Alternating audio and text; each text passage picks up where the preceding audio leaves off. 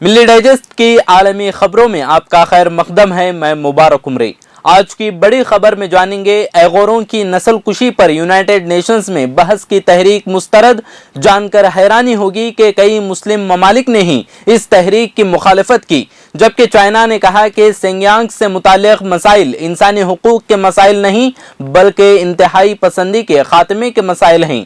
لیکن پہلے شروعات کرتے ہیں آج کی اہم خبروں کے ساتھ۔ پڑوسی ملک پاکستان کے شہروں میں بچوں کے اغوا کی خبروں نے ملک میں ڈر اور خوف کی فضا پیدا کر دی۔ خاص کر پاکستان کے صوبہ پنجاب میں سوشل میڈیا سائٹس پر ایسی انگنت خبریں گردش کر رہی ہیں۔ بچوں کے اغوا کی اطلاعات کے بعد پیرنٹس خوف اور پریشانی سے دوچار۔ ان افواہوں کے چلتے والدین نے اپنے بچوں کو اجنبیوں سے نہ ملنے اور انتہائی محتاط رہنے کی تاکید کی۔ پاکستان سے لگے ایرانی علاقے میں پرتشدد مظاہروں کے بعد فسادات پھوٹ پڑے۔ پاکستانی بارڈر سے قریب ایرانی علاقے زاہدان اور ایران ہی کے دوسرے علاقوں میں مظاہروں کے بعد فسادات پھوٹ پڑے ہیں۔ اس بدامنی میں اب تک کم سے کم 150 سے زیادہ افراد مارے جا چکے ہیں۔ ہلاک ہونے والوں میں زاہدان کے انٹیلیجنس سربراہ علی موسوی سمیت متعدد سیکیورٹی اہلکار بھی شامل ہیں۔ شام میں امریکی حملے میں داعش کا ایک اہم لیڈر ہلاک۔ امریکہ نے سیریا میں 2 ڈرون حملوں میں تنظیم اسلامک اسٹیٹ کے ایک اہم رہنما سمیت ایک ویپنز اسمگلر کو بھی ہلاک کرنے کا دعویٰ کیا۔ امریکی فوج نے اعلان کیا کہ اس نے ایک فوجی کارروائی میں شدت پسند تنظیم آئیسس سے تعلق رکھنے والے 3 سینئر اہلکاروں کو ہلاک کر دیا ہے۔ سپورٹس گالا کی کینسل ہونے پر گلگت بلتستان حکومت کرٹکس کی زد میں۔ حکومت پر خواتین کے لیے کھیلوں پر مذہبی جماعتوں کے دباؤ پر کینسل کرنے کا الزام۔ حکومت نے سپورٹس گالا کا نام بدل کر مینا بازار اور بیداری پروگرام رکھا اور پھر اس میں کھیلوں کا بھی ذکر نہیں کیا گیا۔ مردوں کا پیچھا کرنا ساؤتھ کوریا کی خواتین کے لیے درد سر۔ ساؤتھ کوریا خواتین نے شکایت کی کہ ملک میں کمزور قوانین اور لاپرواہ معاشرے کی وجہ سے مرد انہیں نشانہ بنا سکتے ہیں۔ اسی خطرے کے چلتے پولیس نے ایک شخص کو حراست میں لیا جس نے ایک عورت کا پیچھا کر اسے قتل کر دیا تھا۔ اس واقعے پر عوام کی جانب سے غم و غصے کا اظہار کیا گیا۔ اب نظر ڈالتے ہیں آج کی بڑی خبر پر۔ چائنا نے ایغور مسلمانوں اور دیگر مائنورٹیز پر ظلم کے خلاف یونائٹڈ نیشنز کی ہیومن رائٹس کونسل میں بحث کی تحریک کینسل ہو جانے کو اپنی فتح قرار دیا ہے، جبکہ انسانی حقوق کے گروپوں نے اس شرمناک رویے کی مذمت کی ہے۔ چین کے علاقے سنگیانگ میں ایغور مسلمانوں اور دیگر اقلیتوں کے خلاف چین کے مظالم کے خلاف بحث کی ایک تحریک مسترد کر دی گئی۔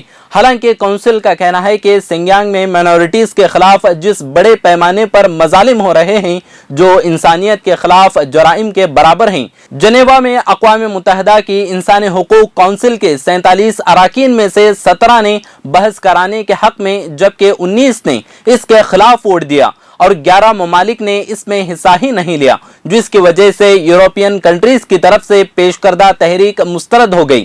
حالانکہ مغربی ملکوں کا خیال تھا کہ چونکہ یہ انسانی حقوق کا معاملہ ہے اس لیے تقریباً تمام ممالک اس کے حق میں ووٹ دیں گے۔ کونسل کی 16 سالہ تاریخ میں یہ دوسرا موقع ہے جب اس طرح کی کسی تحریک کو مسترد کیا گیا، جسے ہوش رکھنے والے خود اقوام متحدہ کی ساخت کے لیے دھچکے کے طور پر دیکھ رہے ہیں۔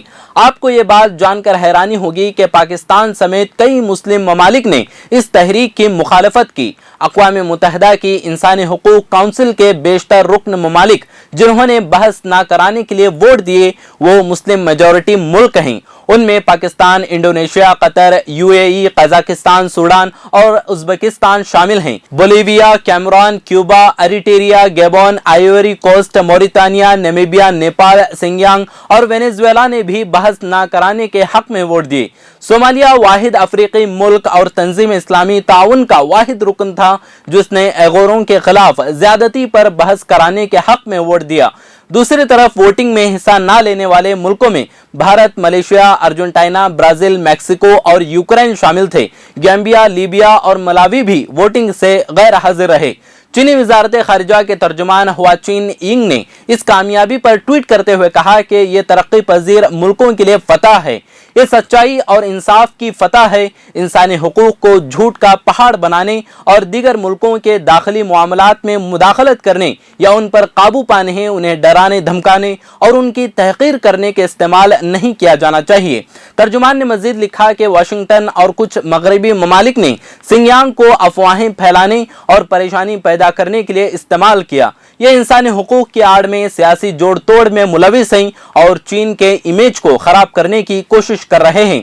انہوں نے کہا کہ سنجیانگ سے متعلق مسائل انسانی حقوق کے مسائل نہیں بلکہ انسداد دہشت گردی، انتہا پسندی کے خاتمے اور علیحدگی پسندی مخالف مسائل ہیں۔ یہاں پر رک کر دل پر ہاتھ رکھ کر آپ کو یہ یاد دلانا چاہتا ہوں کہ بھارت میں بھی مسلم قوم ہو یا یہاں بسنے والی مائنورٹیز ہو، بے حسی اور لاپرواہی کا یہی عالم رہا تو چین کی آزادی کے نعرے کسی اور ملک کے نعرے بنتے دیر نہیں لگے گی۔ اور جو لوگ اس خوش فہمی میں ہیں کہ یورپین ملک ہماری پکار سن لیں گے تو ساری پریشانیاں دور ہو جائیں گی، سب کچھ خام خیالی ہے۔ بہرحال اب ٹاپک پر واپس آتے ہیں۔ ایغور ورلڈ کانگریس کے صدر ڈولکن عیسیٰ نے ایک بیان میں کہا کہ کونسل کے اراکین چین کو دیگر ملکوں کے اسی طرح کے معیار پر قصوروار ٹھہرانے کا ایک موقع ضائع کر دیا۔ انہوں نے کہا کہ انٹرنیشنل برادری ایغوروں کی نسل کشی کو نظر انداز نہیں کر سکتی۔ ڈولکن عیسیٰ نے مزید کہا کہ یہ ایک ایسا سانحہ ہے، یہ واقعی مایوس کن ہے۔ ہم کبھی ہار نہیں مانیں گے لیکن ہم مسلم ممالک کے رد عمل سے واقعی مایوس ہیں۔ ہیومن رائٹس واچ چین کی ڈائریکٹر صوفی رچرڈسن نے اسے ذمہ داری سے دستبرداری اور ایغور متاثرین کے ساتھ دھوکہ دہی قرار دیا۔ International service for human rights China ISHR کے وکیل رافیل ویانا ڈیوڈ نے کہا کہ کونسل کے ارکان نے آج ایک خوفناک پیغام بھیجا ہے کہ چین کو ابھی تک کوئی کچھ نہیں کہہ سکتا۔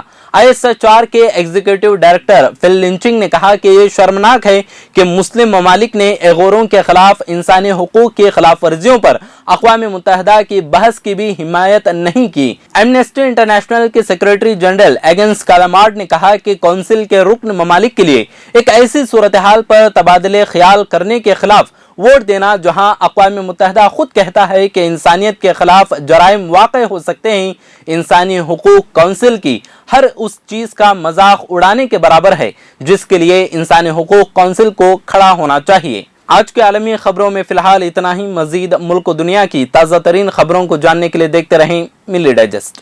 اگر آپ نے چینل کو سبسکرائب نہیں کیا ہے تو ضرور سبسکرائب کریں، بیل آئیکن بھی پریس کریں تاکہ خبریں آپ تک بر وقت پہنچ سکیں۔ مزید اپڈیٹس کے لیے آپ واٹس ایپ گروپ بھی جوائن کر سکتے ہیں، لنک ڈسکرپشن میں موجود ہے۔